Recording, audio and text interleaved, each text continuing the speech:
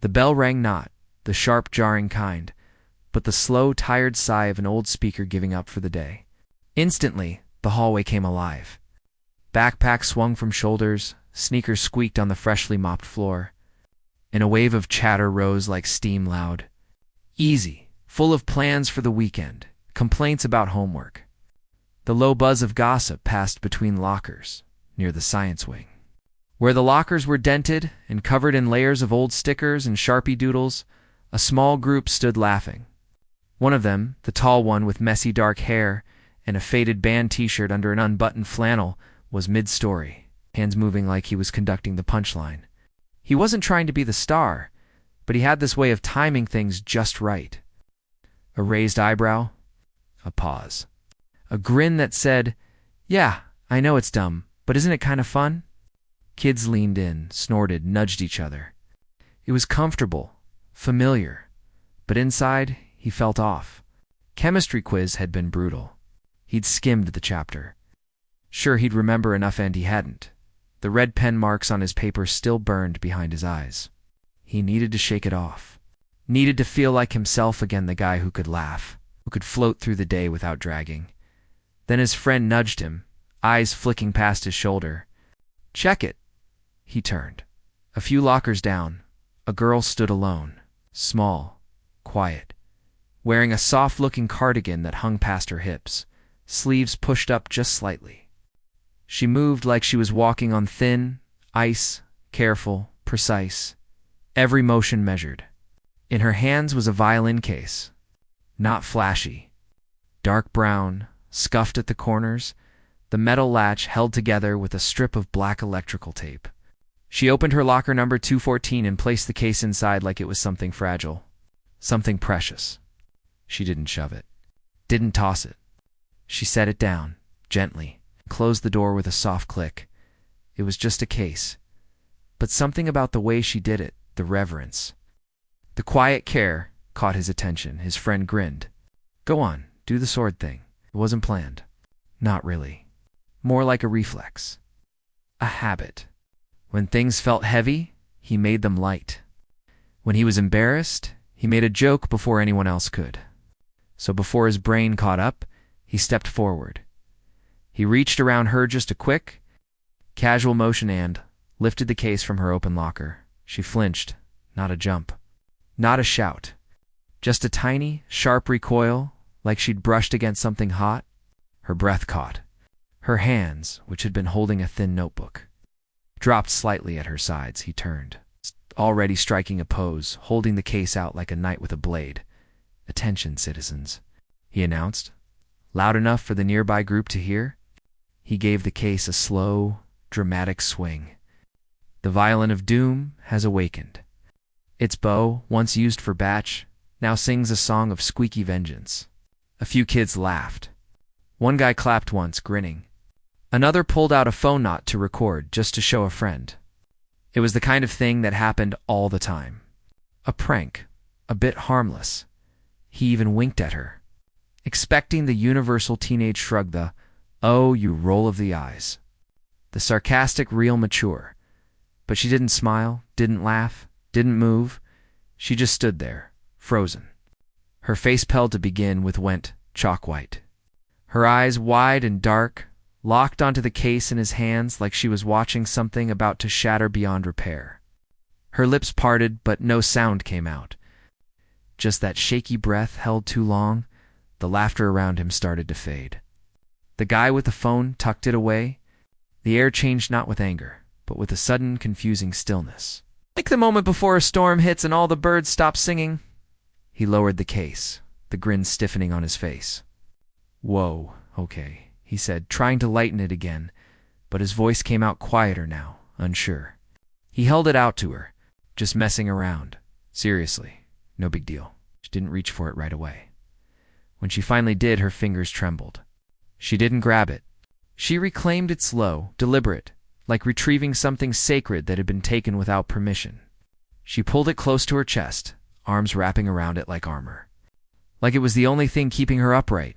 He opened his mouth to say sorry, to say, "Come on, it was just a joke," but the words died in his throat.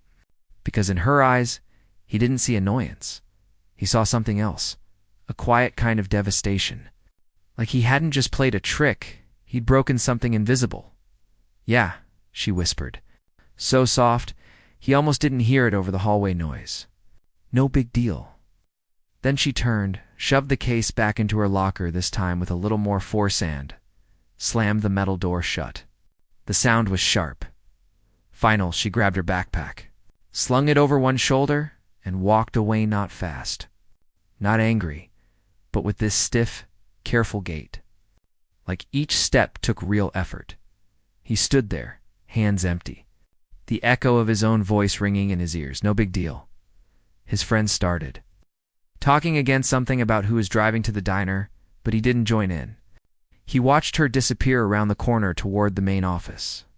Not toward English, not toward math, toward the office.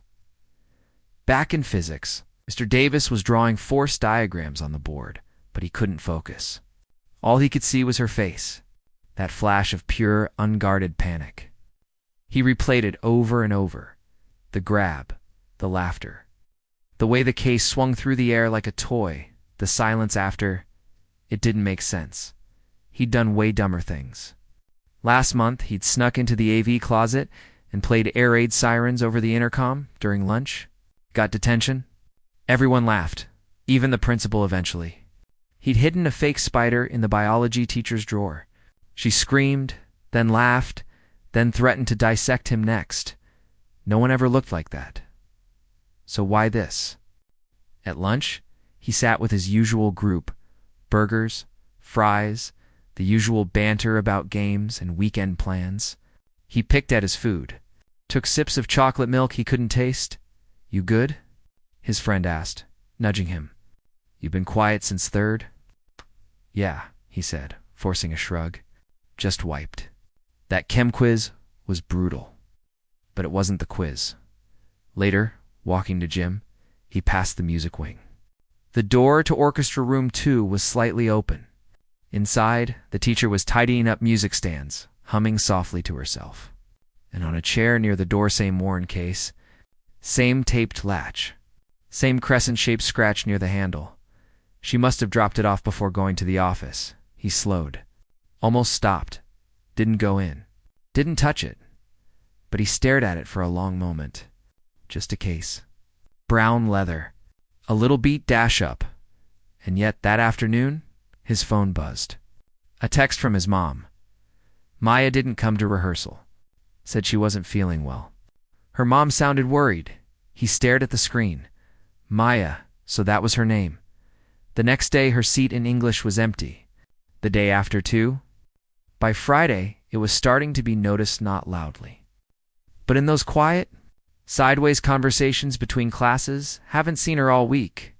Heard she's doing remote classes now. Something about anxiety, maybe? He tried to brush it off. She's just taking a few days. It wasn't that bad. But the words felt hollow, even in his own head. On Monday, he walked past her locker on purpose.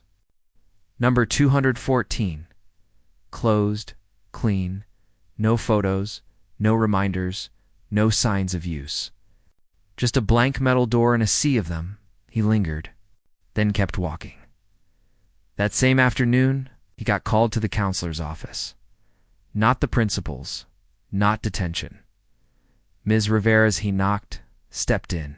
Her office was warm, soft lighting, a worn rug, posters on the walls. Breathe in, breathe out. Feelings are not facts. You are not alone. She smiled, gestured to a chair. Thanks for coming, she said. No edge in her voice, no accusation. He sat. I wanted to talk about what happened last week, she said gently. His stomach dropped. Here it comes. But she didn't scold, didn't lecture. She leaned forward slightly. Maya's parents gave me permission to share a little, just enough so you understand. She's been working with a therapist for a while. She has what's called social anxiety, not just shyness, but a real physical reaction to certain situations. Crowds, unexpected attention, feeling watched. Her heart races. Her hands shake. Sometimes she can't speak at all. It's not something she chooses. He swallowed, nodded, stared at his knees. The violin, Ms. Rivera continued, voice soft, isn't just something she does after school. It's how she communicates when words fail. It's how she calms her nervous system. And the case? It's not just storage. She keeps things in there that help her feel safe, a small weighted pad, smooth stone she holds when she's overwhelmed, a card with grounding steps. Things that help her reset. Things that help her breathe. He felt his face get hot. His chest tightened. So when the case was taken, even as a joke, her brain didn't see it as funny. It saw it as a threat. Like someone had reached into her safe space and pulled out the one thing holding her together, especially with people watching. He didn't say anything. I'm not here to punish you, she said. I know you didn't mean harm, but intentions and impact aren't always the same. And Maya, she's really struggling right now. He finally looked up. Is she okay? She's safe. She's getting support. But she's not back in the building yet. And honestly, she's scared to be. He nodded again, throat thick. Can I say sorry? Write her a note? Ms. Rivera paused. Not yet. Not directly. She's not ready for that kind of contact. What she needs most right now is space and consistency. To know this place can be safe again. He left the office feeling hollowed out.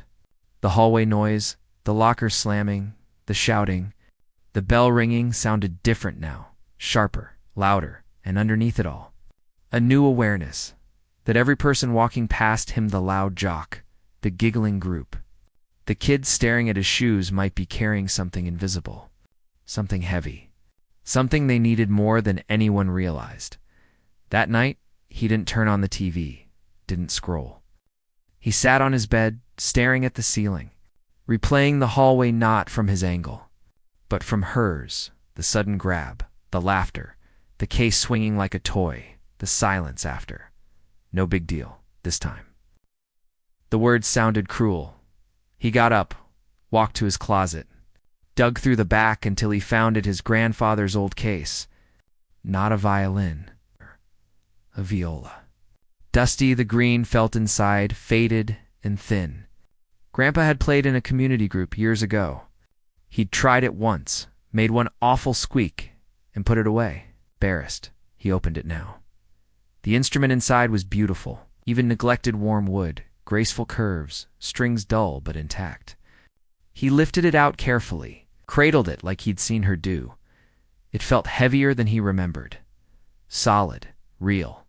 He didn't try to play, he just held it.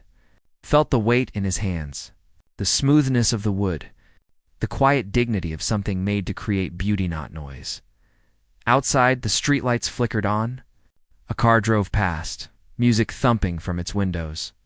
He sat there, viola in his lap, thinking about sound and silence, and how, sometimes, the most powerful things you say aren't words at all. And for the first time since the hallway, he didn't feel like joking. He felt like listening. The days after the meeting with the counselor stretched long and strange. School felt different, not smaller, exactly, but heavier, like the air had gotten thicker. Every hallway glance felt loaded. Every laugh from a group of friends made him flinch, just a little, wondering if someone else was standing just outside the circle, holding their breath. He tried to act normal. Showed up to class, handed in the history essay he'd half finished the night before, even cracked a joke in lunch something about the mystery meat surprise, but it landed flat. And he forced a laugh that sounded hollow, even to himself. His friends didn't say anything, but they exchanged a look. Not angry, just uncertain. Like they weren't sure who he was right now. He kept noticing things he never had before. The way some kids sat alone at lunch, not because they were sulking, but because they needed to. The way one girl always wore noise-canceling headphones between classes, eyes down, moving fast. The way a guy in his gym class never changed in the open locker area, always ducking into a stall first. Little things. Tiny signs of people building walls or finding quiet corners just to get through the day. It wasn't pity. It was something quieter. A kind of dawning respect. He still thought about Hermione every day. Not obsessively, but constantly, like a tune stuck in the back of his mind. He wondered if she was okay, if she was sleeping, if she was playing at all. He didn't dare ask anyone directly. Too risky, too awkward. So he waited, and watched, and listened. A week passed. Then 10 days? Still no sign of her then? One rainy Thursday afternoon? He was walking past the library, taking the long way to avoid the crowded main hall when he saw Ms. Rivera through the glass doors. She was sitting at a small table near the window, not with a student, but with another woman. Late 30s, maybe. Dark hair pulled back in a messy bun, wearing a soft-looking sweater and glasses that kept sliding down her nose. She had a paper cup of tea in her hands, and though she was smiling at something Ms. Rivera said, her eyes looked tired. Worn thin, he slowed. Didn't mean to eavesdrop. But the library door was cracked open a few inches for air, and the rain outside muffled everything else. Just wants to feel safe, the woman was saying, her voice low but clear. That's all. Not to be the star. Not to be invisible, just safe. Ms. Rivera nodded. We're doing everything we can. Modified schedule. Quiet entry. No surprise pop quizzes. The music teacher's holding her spot in ensemble. No pressure.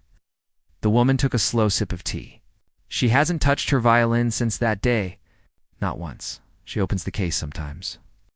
Just looks at it. But she won't play. A pause. Rain tapped against the window. I keep telling her it wasn't her fault. The woman went on, and her voice cracked just slightly. She cleared her throat. The kids do dumb things. That it was a joke. But she doesn't hear that part. She hears the laughter. She feels the grab. She remembers how her hand shook so bad she dropped her pencil after she got to the office. How she couldn't tell the nurse what hurt because nothing hurt, not physically. It was like her whole body had short-circuited. She looked out the window, at the gray sky and the puddles forming on the black top. You know what she asked me last night? She said, if it's just a joke, why did it break me? The words landed like stones in the quiet library. He stood frozen outside the door, heart pounding, wishing he hadn't heard. But unable to move away, Ms. Rivera reached across the table and gently touched the woman's arm. It didn't break her, she said firmly. It triggered her. There's a difference. She's still whole. She's just healing. The woman nodded, but her eyes stayed on the rain. It's just hard. Watching your kid carry something so heavy when the world keeps handing them more weight.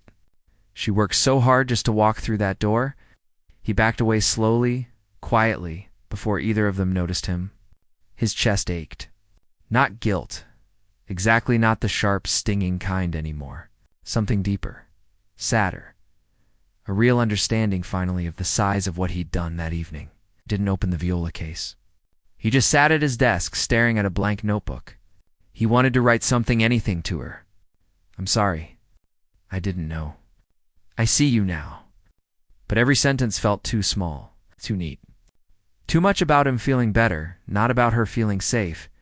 He tore out the page, crumpled it, threw it away. The next day at school, he saw the orchestra teacher, Mr. Ellis, carrying a stack of music folders down the hall. He was humming something slow and sweet, like a lullaby, and he moved with this calm, unhurried energy that stood out in the rush of the bell. On impulse, he fell into step beside him. Hey, Mr. Ellis. The teacher turned, adjusting his glasses. Oh, hey there. How's it going? Okay, he said. Then, before he could chicken out, can I ask you something?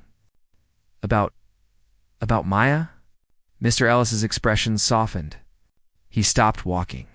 Sure, as much as I'm allowed to share. He took a breath. She really loves playing, doesn't she? A small smile touched Mr. Ellis's lips. Loves isn't quite the word. It's more like it's how she breathes. When she plays, it's like she's not fighting anymore. She's just flowing. Last spring, she played the slow movement of the batch double with another student. No solos, just harmony.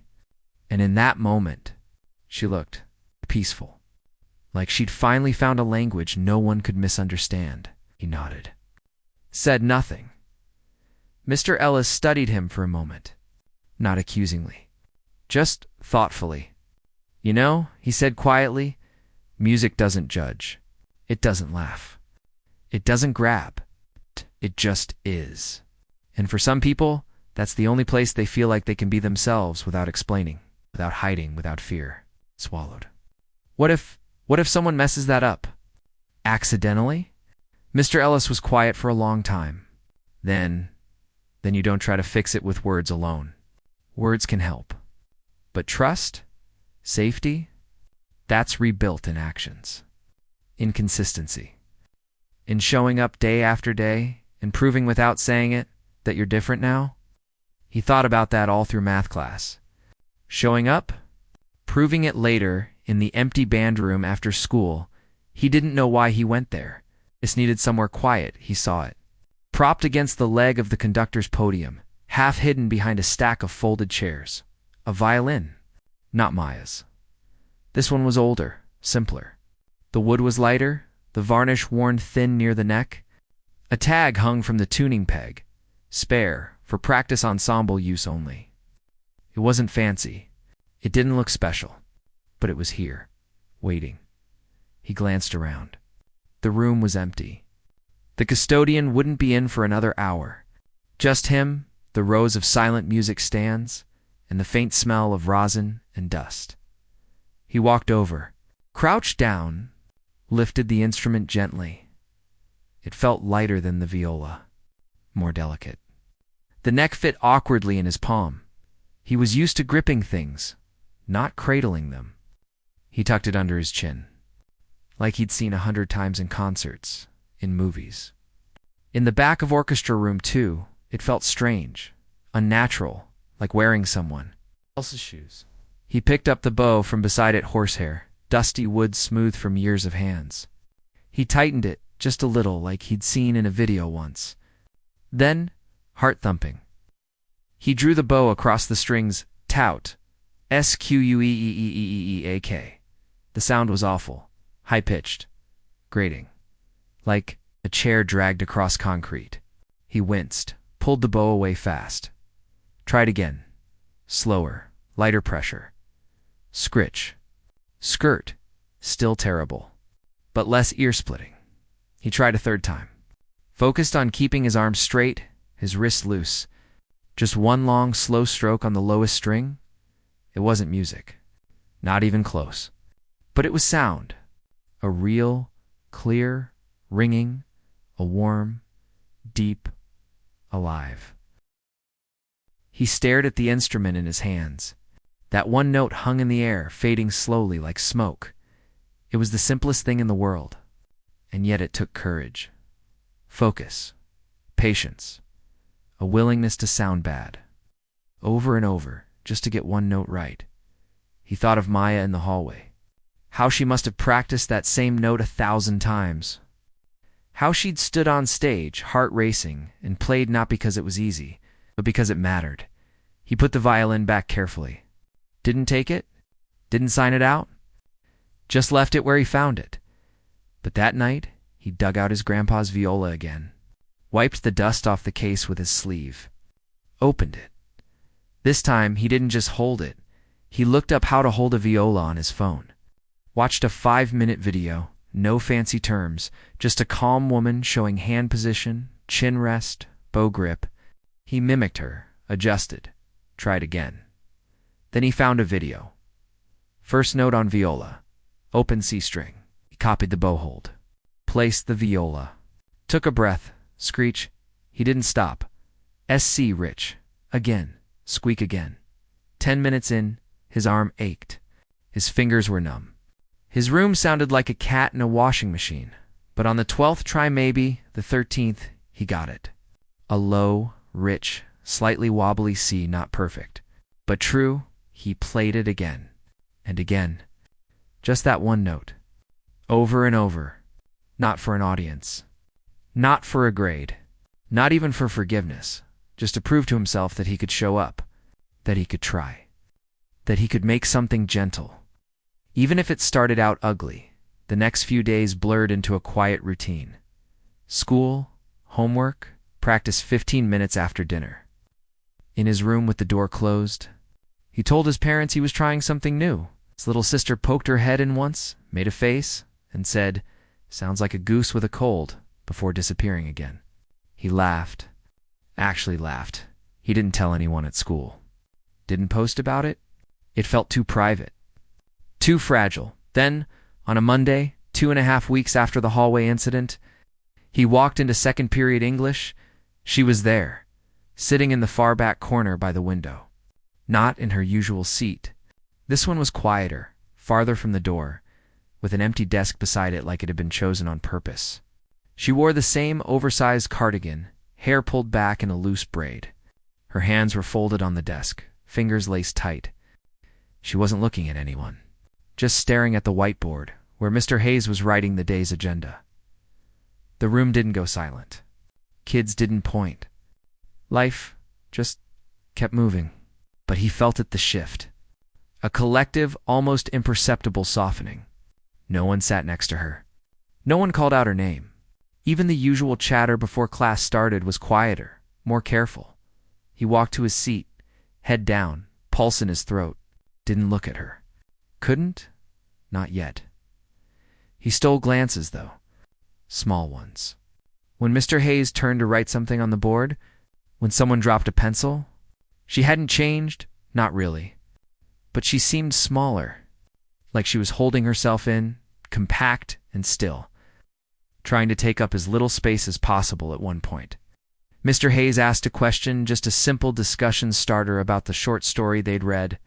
His eyes scanned the room. Landed on her, Maya. What do you think about the narrator's decision at the end? Her whole body tensed. Her fingers tightened. Her breath quickened, just slightly. She didn't look up. Didn't speak. A beat passed. 2. Mr. Hayes didn't push. Didn't sigh. Just gave a small, almost invisible nod and moved on. Okay, fair enough. Let's hear from someone else. She exhaled, slow, shaky, and relaxed her hands. Just a fraction. The relief on her face was so quiet, so private, it made his chest ache. Later, between classes, he saw her walking alone down the hall, toward the music wing. Same stiff, careful walk. Same arms slightly crossed over her chest. He hung back, giving her space, watching from a distance. She didn't go to her locker. Didn't go to the office. She walked straight to orchestra room 2 and went inside. The door closed behind her. He stood there, heart pounding again, but for a different reason now. He didn't follow. Didn't knock. Just stood outside the door for a full minute, listening, at first silence, then faintly. Through the wood, a single note, soft, hesitant, then another, then a slow. Simple scale C, D, E, F, G, each note held a little longer than the last. Not perfect, a little shaky, but steady. He closed his eyes.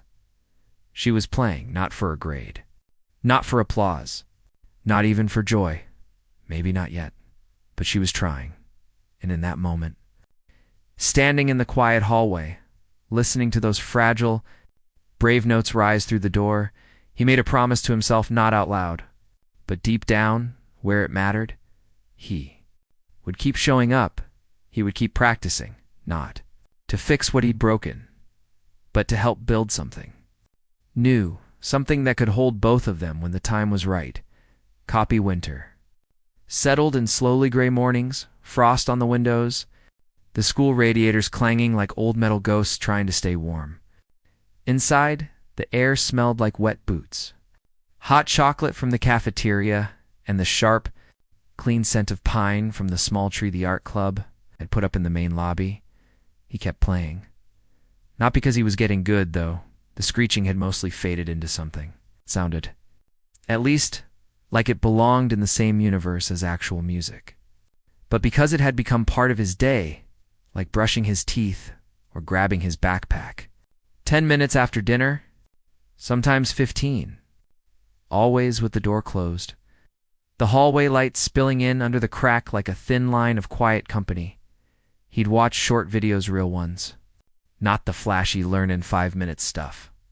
But patient teachers showing how to relax the shoulder, how to curve the fingers just so, how to listen to the sound you're making instead of just hoping it sounds okay. He learned that the bow wasn't something you pushed, it was something you guided, like steering a bike with gentle hands. That the viola didn't respond to force. It responded to attention. His fingers developed calluses.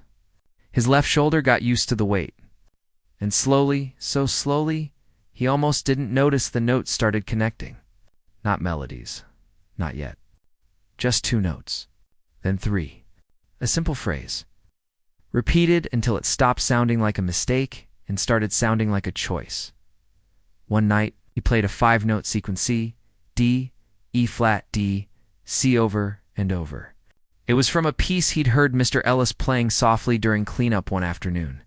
Sad, but soft. Like snow falling on a quiet street. He didn't know the name. Didn't need to. He just liked how it felt in his hands. How it made the room feel calmer, even if no one else was there. He recorded it. Just once. Voice memo on his phone. Played it back. It wasn't beautiful. The timing wobbled. The last note rushed. But it was his. And it was true. He deleted it right after. Not out of shame. Just because it wasn't for anyone else. Not yet. At school, things with Maya stayed quiet.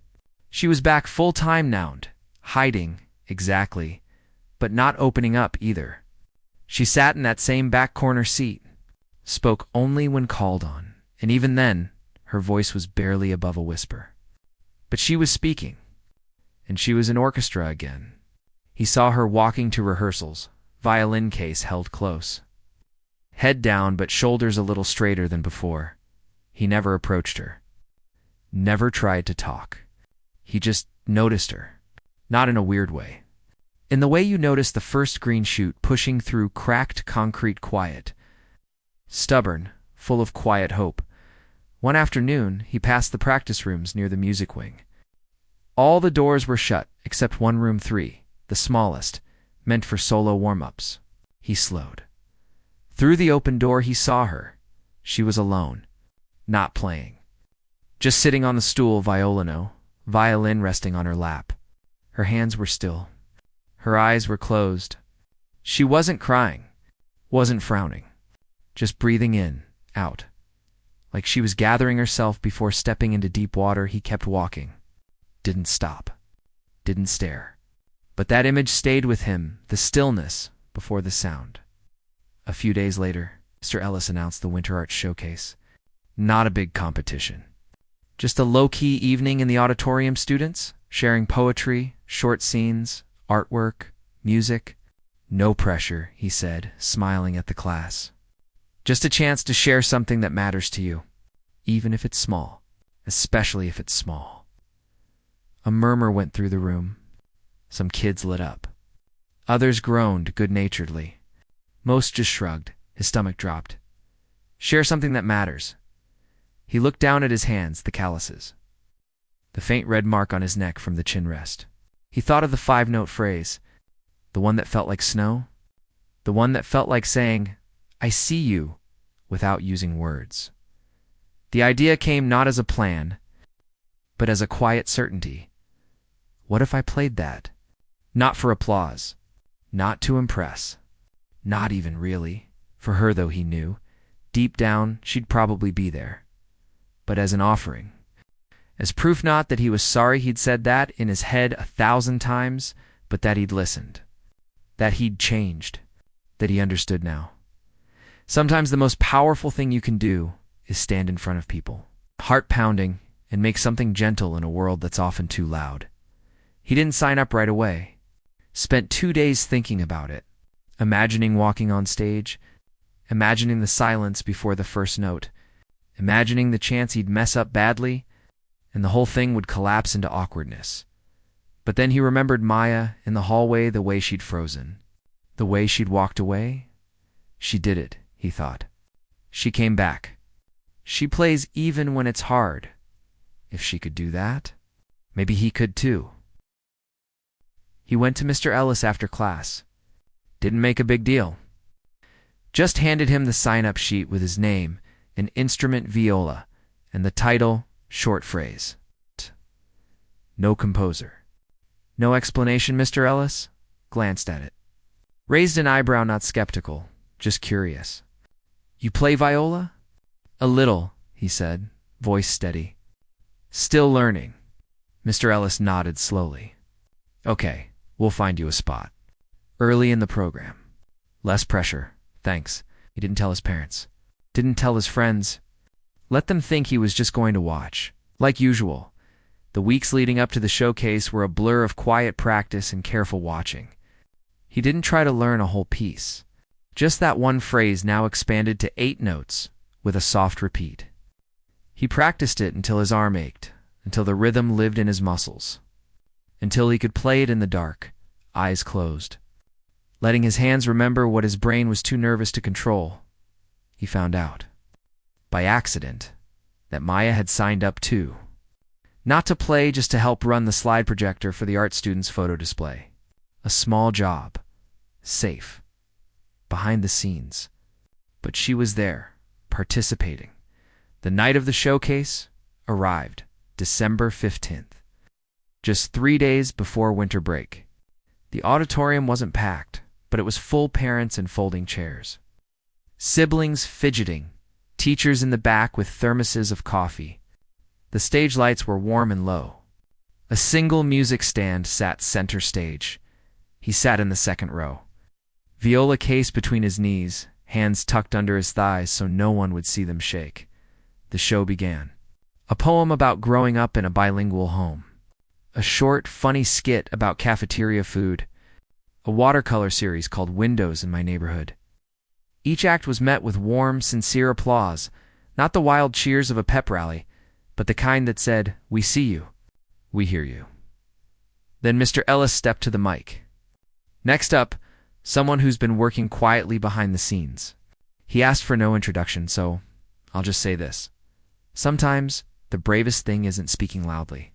It's choosing to speak at all. His name was called. He stood.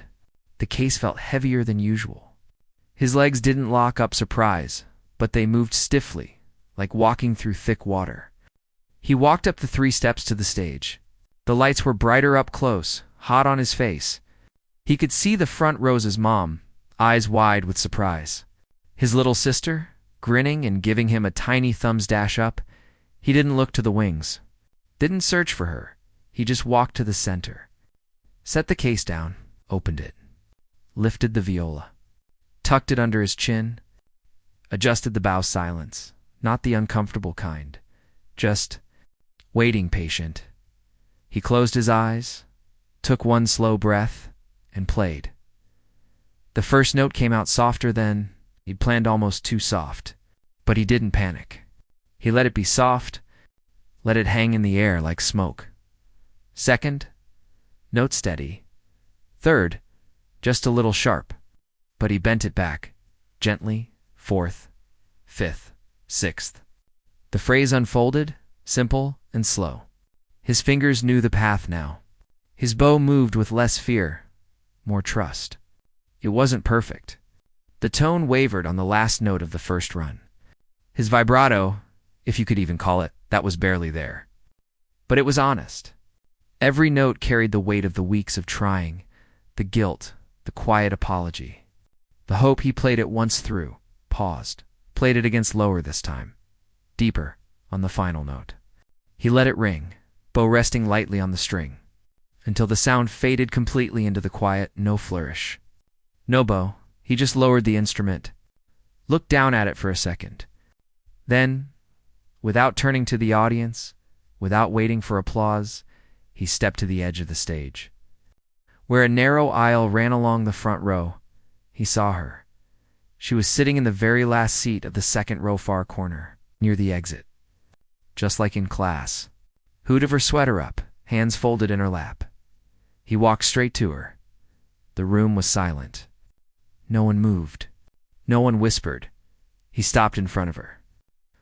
Looked at her, not with pleading, not with expectation. Just with quiet clarity, he held out the viola. Not the case. The instrument itself would warm from his hands, strings still humming faintly. She looked at it, then at him. Her eyes were wide, shiny, not with anger, not with fear, with something like wonder. He didn't say, "I'm sorry" again. He just said, voice low, but clear enough for her hand, maybe the two people next to her, two here. "It's yours, and I'm sorry." He didn't wait for her to take it. Didn't wait for a response. He simply placed it gently in the empty seat beside her on the worn velvet cushion, like an offering left at a shrine. Then he turned, walked back across the stage, picked up his empty case, and stepped off into the wings. The applause started, then not huge, not roaring, but steady, warm, real. He didn't stay to hear it.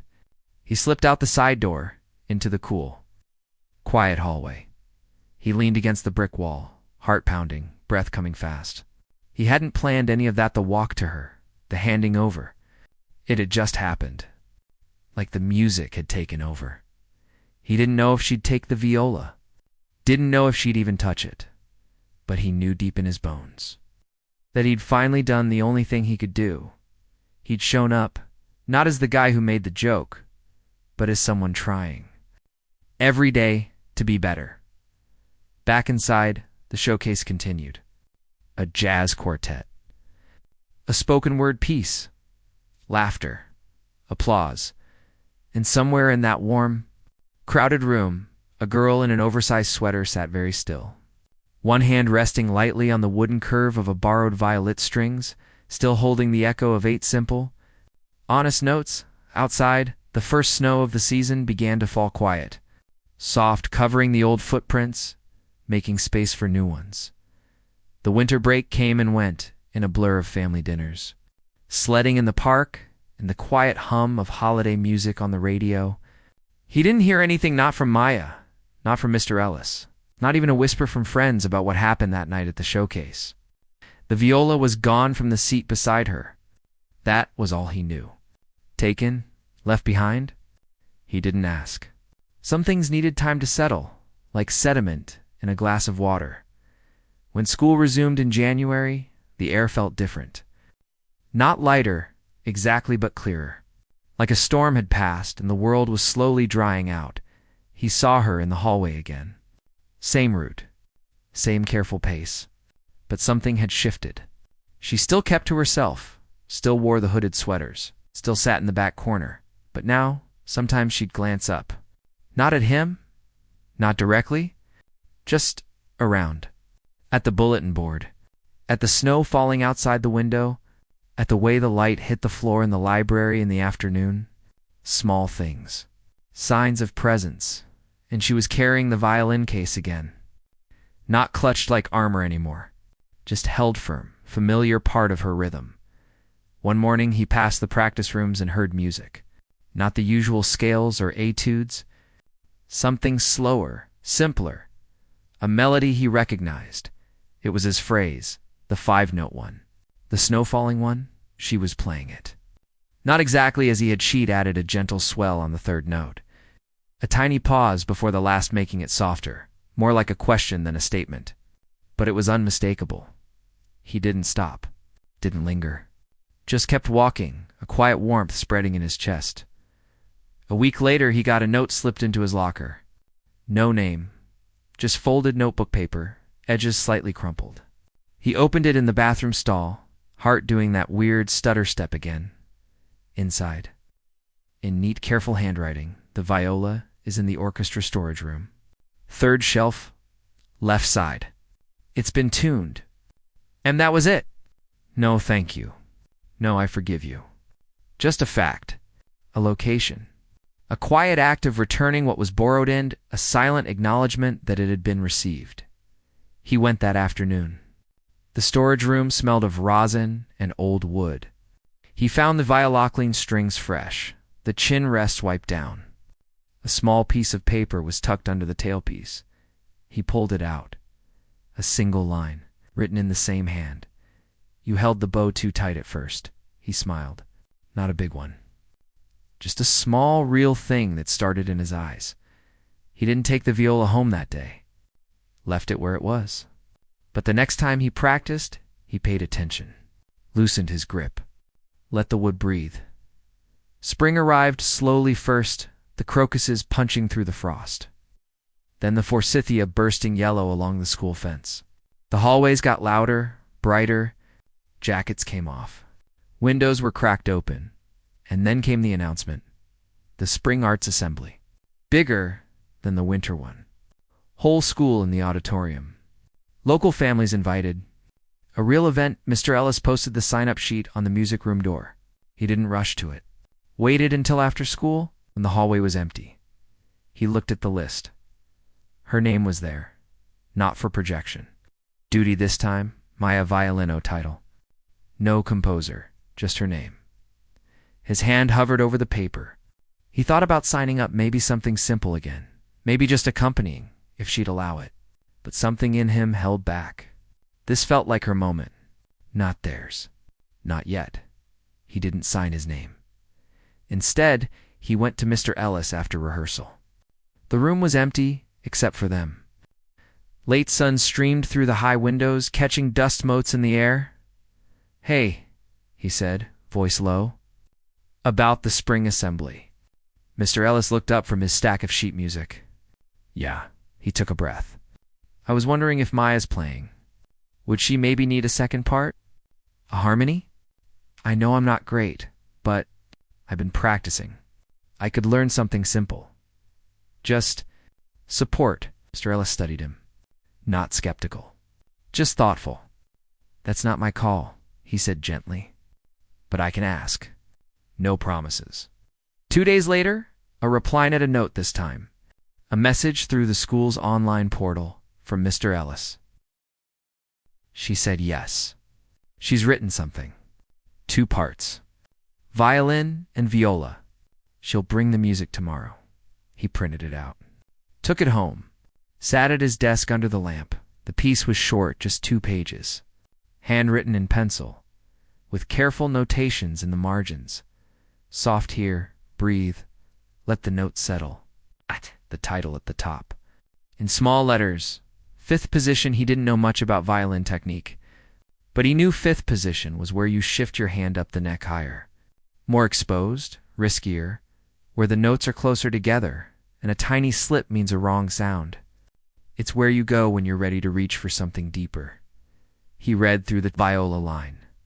Simple, mostly open strings and slow, sustained notes, like a cushion of sound beneath the violin melody, but not empty.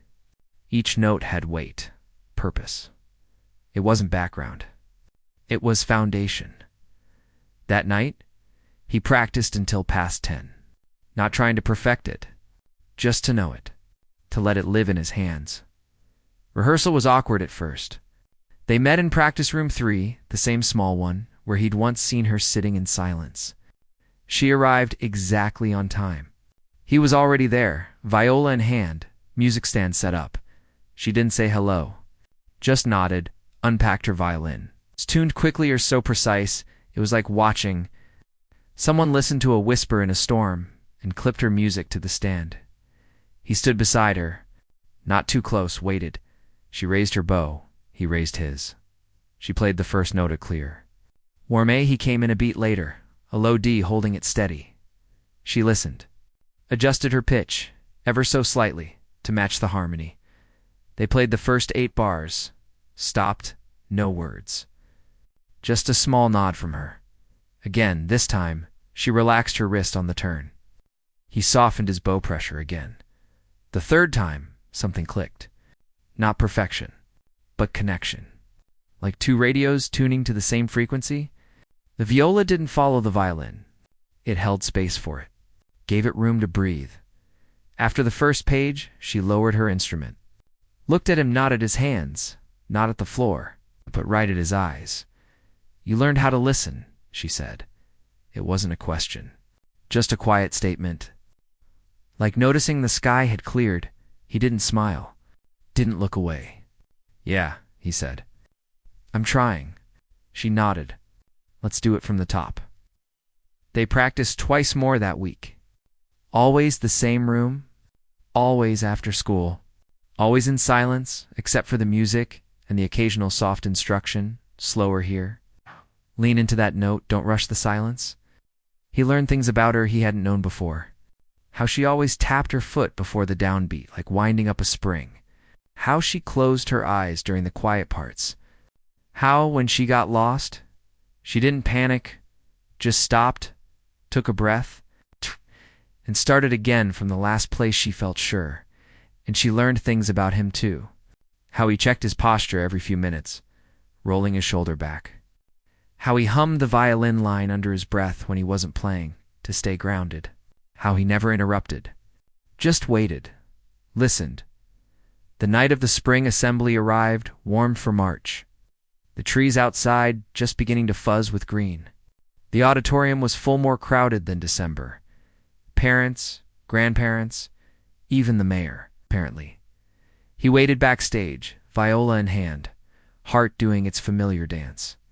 But this time, it wasn't just nerves. It was something else. Anticipation. A kind of quiet pride. Not in himself, but in them. In what they'd built, note by careful note, he saw her come in. She wore a simple dark dress, hair loose, no hood. She carried her violin like it belonged there, like it was just an extension of her arms. When she saw him, she didn't smile, but she met his eyes, held them for a full second, then gave the tiniest nod. Ready their turn came after a powerful spoken word. Piece about immigration and a jazz combo that got a standing ovation from the music teachers. The applause faded. The stage manager gestured. They walked on stage together, not side by side, but slightly staggered her a half step ahead, him just behind and to the left. Like how they'd practiced. The lights were bright. The silence was deep. She lifted her violin. He lifted his viola. No bow. No introduction. She drew her bow. The first note rose, clear, strong, tender. A melody that started low and climbed like sunlight moving across a wall. It wasn't flashy. No fast runs, no high notes that made you hold your breath.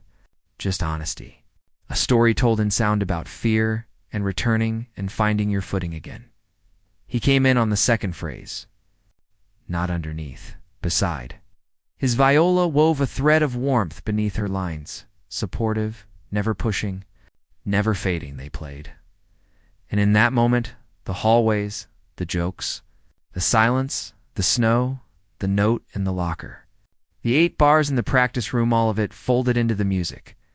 Halfway through, he dared a glance at her. Her eyes were closed. Her face was calm, not frozen. Not guarded, present. When they reached the final bars, the part where the violin holds a long, high note while the viola descends in gentle steps, she didn't rush it. She let the note bloom, let it shimmer, let it hang in the air like a held breath. Then silence. They lowered their instruments. Together, no movement, no sound. For 3 full seconds, the whole auditorium just breathed. Then the applause began, not loud at first, but deep. Rising, filling the room like warm water. Teachers were on their feet. His mom was crying. His little sister was jumping up and down. They didn't bow in the flashy way. Just turned slightly toward each other, gave a small, shared nod, and walked off stage, side by side this time, back in the wings. Oh. No one spoke. Mr. Ellis clapped him on the shoulder, eyes bright. A tech student handed Maya a bottle of water. She took it, nodded thanks. He stood a few feet away, viola in hand, waiting. She walked over, not with hesitation. Not with fear, just walked. She stopped in front of him. Looked at him then, for the first time, she smiled. Not big, not showy. Just a small, real curve of the lips like sunlight breaking through clouds. Thanks, she said. He nodded. Thanks for trusting me with the harmony. She looked down at her violin, then back up. It wasn't just harmony, she said quietly. It was balance. He understood. They stood there for a moment. In the busy backstage chaos, students rushing, teachers talking, lights shifting, and for the first time, the space between them didn't feel like a gap. It felt like a bridge. Later, as the assembly wrapped up and kids spilled into the lobby for cookies and punch, a freshman, nervous-looking kid with glasses and a backpack covered in band patches approached Maya near the refreshment table. He hovered for a second, twisting the strap of his bag. She saw him. Didn't look away. Didn't retreat. Yeah. She asked, voice calm. He swallowed. That piece. 5th position. It was really good, thanks. He hesitated, glanced at his shoes, then back up. How do you? How do you not get scared? It's up there. With everyone watching, Maya didn't answer right away. She looked across the room too, where he was standing by the door, talking to Mr. Ellis. Then back at the freshman. You don't have to be unafraid, she said, her voice steady, clear. You just have to care more about what matters than about looking foolish. Kid blinked. Nodded slowly. Yeah, he said. Okay, she smiled again, small. But sure. And in that moment, as the chatter and laughter rose around them, as the last of the winter light faded outside the tall windows, something settled, not an ending, but a new kind of beginning.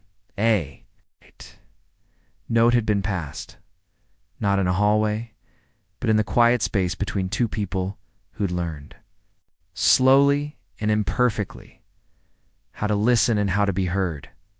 Copy.